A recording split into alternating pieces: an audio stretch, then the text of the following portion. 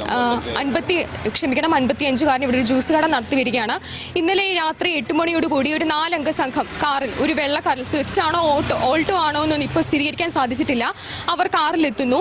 ഈ കടയുടെ ഇവിടെ കാറ് ഈ കടയ്ക്ക് മുന്നിൽ പാർക്ക് ചെയ്യുന്ന സമയത്ത് ഈ കടയുടെ അതേ അസീസ് പറയുന്നു ഇവിടെ പാർക്ക് ചെയ്യാൻ പറ്റില്ല, കാരണം കച്ചവടം മുടങ്ങുമെന്ന് പറയുമ്പോൾ ഇവർ തമ്മിൽ വാക്കുതർക്കം ഉണ്ടാവുന്നു.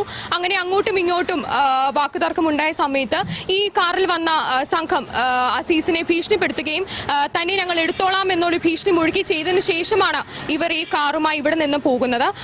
അന്നേരം ഈ സമയത്ത് ഈ ഒരു മറ്റൊരു സമീപവാസി ആയ അബ്ദുൽ നമ്മളോടൊപ്പം ചേരുകയാണ്. ചേട്ടാ, എങ്ങനെയായിരുന്നു ഇന്നലെ സംഭവം? ഇന്നലെ ഏകദേശം ഒരു 8 മണിക്ക് ഒരു കാറിലെ ആളുകൾ വന്ന് കടയുടെ മുന്നിൽ പാർക്ക് ചെയ്തു എന്ന് പറയുന്നു. ആ സമയത്ത് കടയുടമ കാറിൽ നിന്നൊന്ന് മാറ്റിയിടാൻ പറഞ്ഞു. അപ്പോൾ ഇവർ 4 പേരും വളരെ മദ്യപിച്ച് വളരെ